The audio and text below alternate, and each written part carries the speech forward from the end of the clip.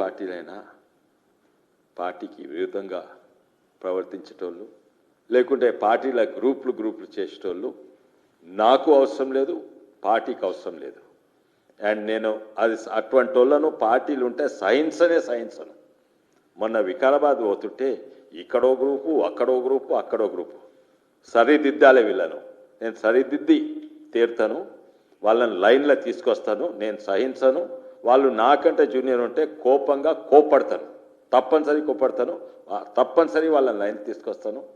తర్వాత నా సమానం ఉంటే వాళ్ళకు చెప్తాను, బై సాబ్ ఇట్లుంటే మంచిది కాదు. నాకంటే పెద్దోళ్ళు ఉంటే చెవులో చెప్తాను అన్న వాళ్ళు ఫీల్ అవుతుండ్రు. కానీ వీళ్ళని సరిదిద్దాలే. కొంతమందే ఉన్నారు, తప్పనిసరి వాళ్ళు దారికి వస్తారని నా నమ్మకం. ఆ రోజు ఈశ్వరప్ప గారు కూడా నాతోటి ఉండే, వారు సీనియర్ నాయకులు పరిగి నుంచి అండ్ రాష్ట్ర ఓబీసీ మోర్చా మెంబర్, వారు కూడా ఉండే. అయితే అవును, కోపంని నేను దాచుకోదలుచుకోలేదు. కోపం చూపెడతా, ఎవరి మీద చూపెడతా, ఎవరైతే తెలంగాణ దోసుకున్న కేసీఆర్ ఫ్యామిలీనన్నా వాళ్ళ మీద కోపం చూపెడతా. నేను శాంతియుతంగానే ఉంటా, కానీ నాకు కూడా కోపాలు ఉన్నాయి. పార్టీకి విరుద్ధంగా చేసేటోళ్ళను, పార్టీని గ్రూప్ చేసేటోళ్ళను కోపం ఉంటుంది, కోపం చూపెడతాను. తర్వాత ఇంకో విషయం మీరు ఏదో అంటున్నారు, మాంసమా, అది చాలా ముఖ్యమైన విషయం మీరు లేపినారు. నేను పార్టీ ఆఫీస్ ఇనాగ్రేషన్లో కూడా చెప్పిన పార్టీ మెంబర్స్కు. నేను కొత్తగా పార్టీలో జాయిన్ అయినప్పుడు మూడేళ్ల కింద నేను విచిత్రపోయినా.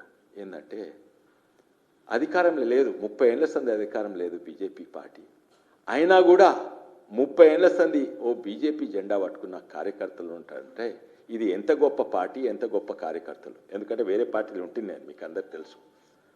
2 ఏళ్ళు అధికారం లేకుంటే వాళ్ళు అధికార పార్టీలకు దుంకుతారు, కాంగ్రెస్ అయినా టీఆర్ఎస్ అయినా. కానీ ఈ పార్టీలా 30 ఏళ్ల సంది అధికారం లేకుంటున్నారు. ఎందుకు? ఈ పార్టీకి ఒక సిద్ధాంతం ఉంది. అదేం సిద్ధాంతం? జాతీయవాదం. దాన్ని హిందుత్వ అంటారు, హిందుత్వ అంటారు. ఈ సిద్ధాంతం గుండెలు పెట్టుకొని ఈ సిద్ధాంతం కొరకు పనిచేస్తుండ్రు, అట్లే పార్టీ కొరకు పనిచేస్తుండ్రు. అది 3 ఏళ్ల కింద. తర్వాత పార్టీలో జాయిన్ అయినాక నేను గమనించింది ఏంటంటే కొంతమంది మంచోళ్ళే పార్టీకి లాభమయ్యేటట్టు పనిచేస్తలేరు, ఇంకా పార్టీకి మంచితనంతో నష్టం చేస్తుండ్రు. అది చాలా కష్టం, వేరే పార్టీ వాళ్ళకి అర్థమయ్యేది చాలా కష్టం. అందుకే వివరంగా చెప్పిన మా పార్టీ వాళ్ళకు ఏంటంటే బీజేపీ పార్టీ అనేది ఒక పొలిటికల్ పార్టీ, సిద్ధాంతం ఉన్న పొలిటికల్ పార్టీ. కేవలం సిద్ధాంతం కొరకు పనిచేసుడు కాక ఎలక్షన్స్ కొరకు గెలిచేది కూడా కొట్లాడాలి. అయితే ఉదాహరణంగా కొంతమంది ఉన్నారు నాతోటి, నా ఎలక్షన్స్ చాలా మంచిగా పనిచేసిండ్రు.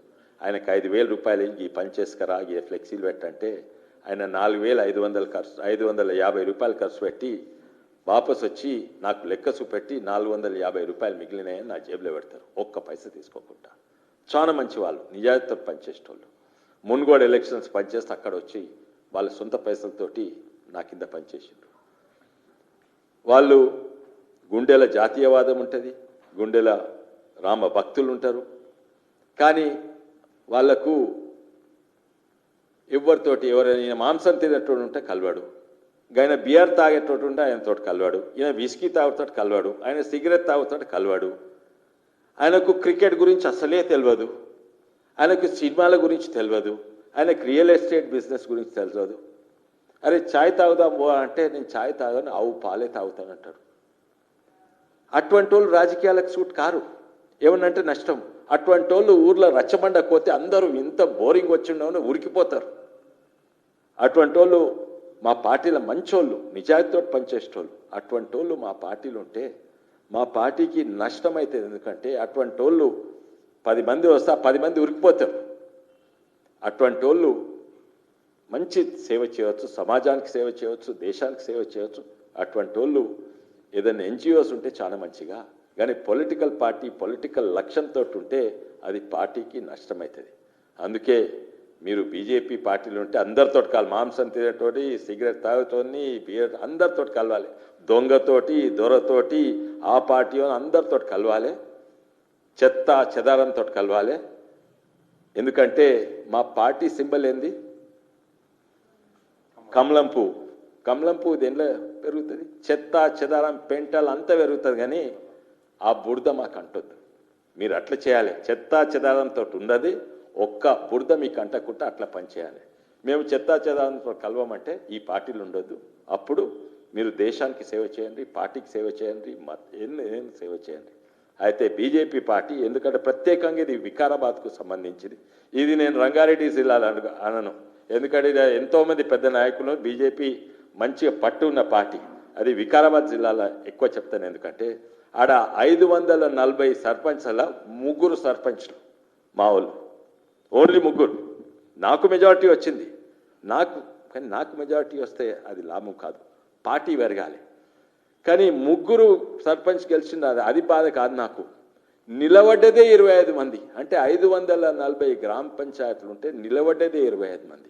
మాకేం కావాలి, నాకేం కావాలి? ప్రత్యేకంగా వికారాబాద్లో వచ్చే ఎన్నికలలో 540 గ్రామ పంచాయతీలు ఉంటే నాకు 500 క్యాండిడేట్లు కావాలి. 500 కాదు, ఒక 4x4, ఎందుకంటే అది ఏ రిజర్వేషన్స్ తెలియదు, ఎస్సీయా, ఎస్టీయా, ఓపెనా, మహిళ తెలియదు. ప్రతి గ్రామంలో నాకు 4 క్యాండిడేట్లు ఉండాలి, ఆ క్యాండిడేట్ తయారు చేయాలి. కానీ దానికంటే ముఖ్యం ఏంటంటే 6 7 వేల మధ్యలో వార్డ్ మెంబర్లు ఉన్నారు, 7,000 వార్డ్ మెంబర్లు కావాలి. ఇంతకుముందు నిలబడలేదు. పొలిటికల్ పార్టీ ఉంటే ప్రతి ఒక్కరు నేను నిలబడతాను, పోటీ కావాలి. నాకేందంటే వికారాబాద్ బీజేపీ జిల్లా లక్ష్యం ఏంటంటే 6,000 వార్డ్ మెంబర్లు నిలబడాలి. 10 వార్డ్ మెంబర్ కంటే దాదాపు 60 ఓట్లే ఉంటాయి. 60 ఓట్లలో 6 ఓట్లు వచ్చినా సరే కానీ నువ్వు నిలబడాలి. ఫస్ట్ లక్ష్యం అది. అది ఉంటే ఒక పొలిటికల్ ఫోర్స్గా ఆల్టర్నేట్గా ఏర్పడుతుంది. అప్పుడు సర్పంచ్లు, ఎంపీటీసీలు, జెడ్పీటీసీలు, ఎమ్మెల్యేలు, ఎంపీలు గెలవచ్చు. ఎంపీ అంటే ఒక ఎంపీ పేరు మీద గెలిస్తే అది పార్టీ గెలుపు కాదు, పార్టీ కింద నుంచి నిర్మాణం కావాలి. అటువంటి మేము అందరితో కలవాలి, సమాజంతో కలవాలి. అది నేను చెప్పింది. ఏ పార్టీలైనా పార్టీకి విరుద్ధంగా ప్రవర్తించేటోళ్ళు, లేకుంటే పార్టీల గ్రూపులు చేసేటోళ్ళు నాకు అవసరం లేదు, పార్టీకి అవసరం లేదు. అండ్ నేను అది అటువంటి వాళ్ళను పార్టీలు ఉంటే సహించను. మొన్న వికారాబాద్ పోతుంటే ఇక్కడో గ్రూపు, అక్కడో గ్రూపు సరిదిద్దాలి. వీళ్ళను నేను సరిదిద్ది తీరుతాను, వాళ్ళని లైన్లో తీసుకొస్తాను. నేను సహించను. వాళ్ళు నాకంటే జూనియర్ ఉంటే కోపడతాను, తప్పనిసరి వాళ్ళని లైన్ తీసుకొస్తాను. తర్వాత నా సమానం ఉంటే వాళ్ళకు చెప్తాను, బై సాబ్ ఇట్లుంటే మంచిది కాదు. నాకంటే పెద్దోళ్ళు ఉంటే చెవులో చెప్తాను అన్న, వాళ్ళు ఫీల్ అవుతుండ్రు. కానీ వీళ్ళని సరిదిద్దాలే. కొంతమందే ఉన్నారు, తప్పనిసరి వాళ్ళు దారికి వస్తారని నా నమ్మకం. ఆ రోజు ఈశ్వరప్ప గారు కూడా నాతో ఉండే, వారు సీనియర్ నాయకులు పరిగి నుంచి, అండ్ రాష్ట్ర ఓబీసీ మోర్చా మెంబర్, వారు కూడా ఉండే.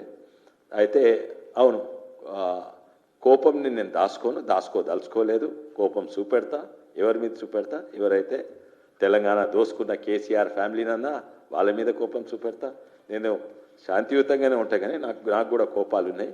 పార్టీకి విరుద్ధంగా చేసేటోళ్ళను, పార్టీని గ్రూప్ చేసేటోళ్ళ కోపం ఉంటుంది, కోపం చూపెడతాను. తర్వాత ఇంకో విషయం, మీరు ఏదో అంటున్నారు, మాంసమా?